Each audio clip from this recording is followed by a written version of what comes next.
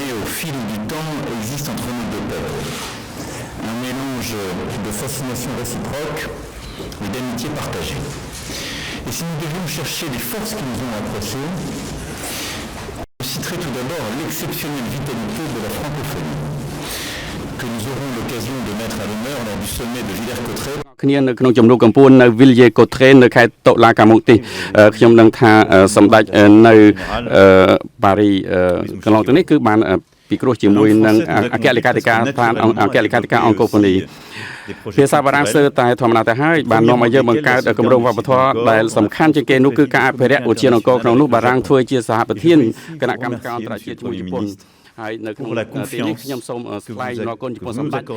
ចំពោះទំនុកចិត្តដែលសម្ដេចផ្ដល់ជូនយើងខ្ញុំនៅរមណីយដ្ឋាននេះដែលមានតម្លៃឧបមាផ្នែកបេតិកភណ្ឌវប្បធម៌និងប្រវត្តិសាស្ត្រកម្ពុជាស្ថាប័នរបស់យើងក៏នឹងធ្វើការលើកពិព័រណ៍និងទស្សនីយភាពនានាដើម្បីបន្តធ្វើឲ្យក្តីស្រឡាញ់វប្បធម៌យើងរួមគ្នានៅតែរស់រវើកដោយនៅតែអង្រួនចិត្តដោយចំណងចង់បង្ខិតប្រទេសយើងទាំងពីរឲ្យនៅជិតគ្នាតាំងពីបានចុះកិច្ចព្រមព្រៀងក្រុងប៉ារីសនៅឆ្នាំ1991ប្រទេសបារាំងបានជួយជ្រោមជ្រែងកម្ពុជាក្នុងការអភិវឌ្ឍដែលទទួលបានលទ្ធផលដ៏អស្ចារ្យដែលយើងអាចមានមោទនភាពដូច្នេះទស្សនកិច្ចរបស់សម្ដេចគឺជាឱកាសមួយដើម្បីបង្កើតគម្រោងថ្មីទៀតជាមួយក្រុមហ៊ុនយើងខ្ញុំហើយដែលសម្ដេចមានឱកាសបានជជែកផ្លាស់ប្ដូរយោបល់ជាមួយក្រុមហ៊ុនជាច្រើនជាពិសេសក្នុងវិស័យធម្មពលដឹកជញ្ជូននិង Nous allons aborder vos priorités pour vous fournir les moyens et l'expertise nécessaires avec l'appui de l'Agence française de développement qui a acté cette semaine un engagement de plus de 200 millions d'euros dans les domaines de la formation professionnelle, de l'énergie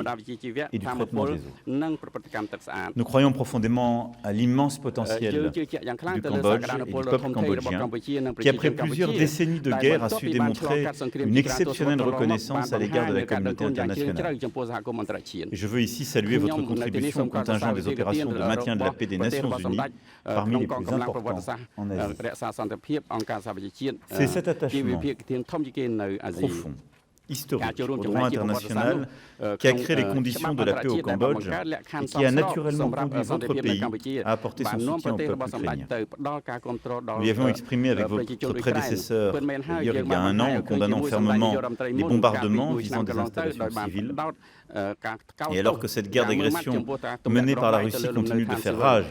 sur le continent européen, votre position courageuse est plus que jamais la preuve que les enjeux liés à ce conflit dépassent les frontières européennes.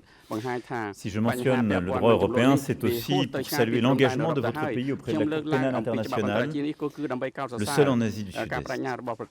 Nous espérons que cette sensibilité cambodgienne au respect du droit et des libertés tiré d'une histoire tragique, reste au cœur de votre action et puisse en inspirer d'autres dans la région. Monsieur le Premier ministre, je vous redis la bienvenue en France, l'amitié qu'il y a entre nos deux peuples et notre volonté ensemble de faire encore davantage dans les mois et les années qui viennent. En tout cas, nous sommes très heureux de vous avoir aujourd'hui à Paris.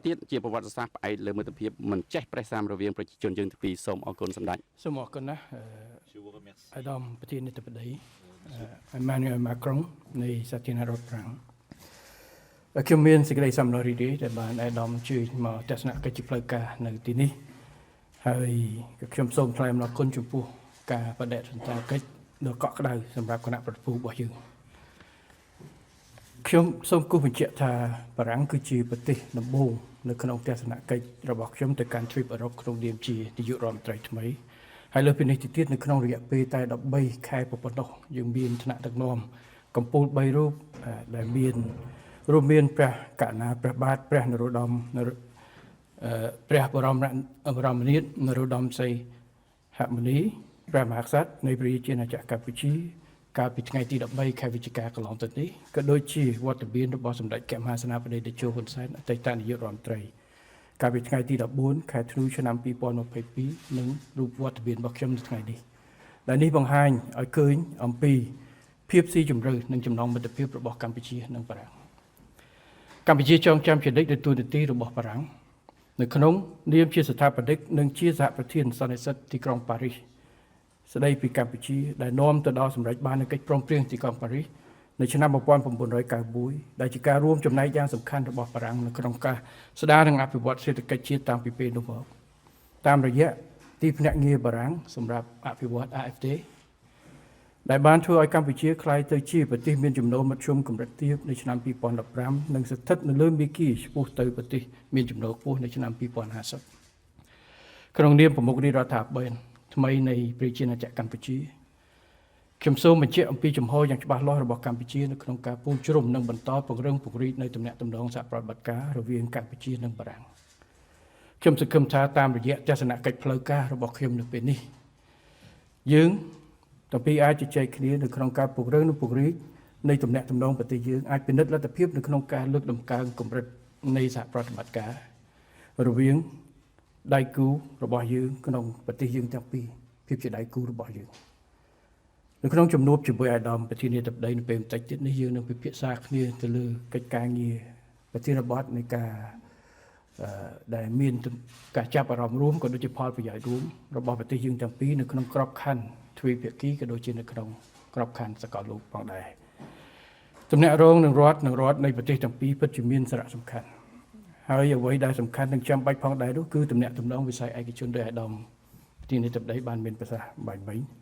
ហើយជាពិសេសនៅវិស័យឯកជនទាំងពីរដែលយើងអាចបដូរជាឈាមក្រហមចិញ្ចឹមរាងកាយនៃទំនាក់ទំនងទ្វេភាគីរបស់កម្ពុជាបារាំង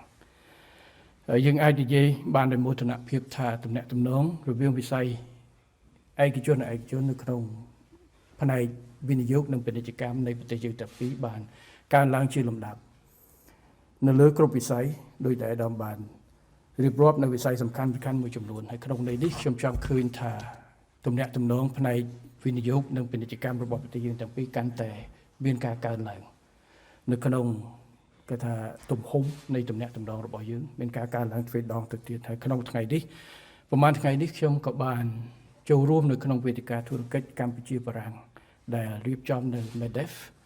ហើយក៏ដូចជាបានជួបជាមួយនឹងថ្នាក់ដឹកនាំនិងវិស័យឯកជនជាច្រើនរបស់បារាំងដែលមានការចាប់អារម្មណ៍នៅក្នុងការវិនិយោគនៅកម្ពុជាក៏ដូចជាបានធ្វើសកម្មភាពវិនិយោគនៅកម្ពុជារួចទៅហើយដូចជាក្រុមហ៊ុន Vinci, Accor, Total Energy និងក្រុមហ៊ុនជាច្រើនផ្សេងៗទៀតហើយយើងសង្ឃឹមថាការជួយនិងការជំរុញរបស់រាជរដ្ឋាភិបាលរបស់រដ្ឋាភិបាលទាំងពីរនឹងជួយជំរុញឲ្យលើកទឹកចិត្តឲ្យវិស័យឯកជនបានធ្វើការទំនាក់ទំនងនិងធ្វើការវិនិយោគរវាងប្រទេសយើងទាំងពីរឲ្យបានកាន់តែច្រើនខ្ញុំសង្ឃឹមថាដំណើរទស្សនកិច្ចរបស់ខ្ញុំនៅបារាំងនៅពេលនេះហើយជាពិសេសជំនួបជាមួយអាដាមធានាធិបតីនៅថ្ងៃនេះនឹងអាចឲ្យយើងបានជជែកគ្នានៅក្នុងកិច្ចការងារដែលត្រូវបន្តទៅទៀតនៅក្នុងការពង្រឹងទំនាក់ទំនងរវាងកម្ពុជានិងបារាំង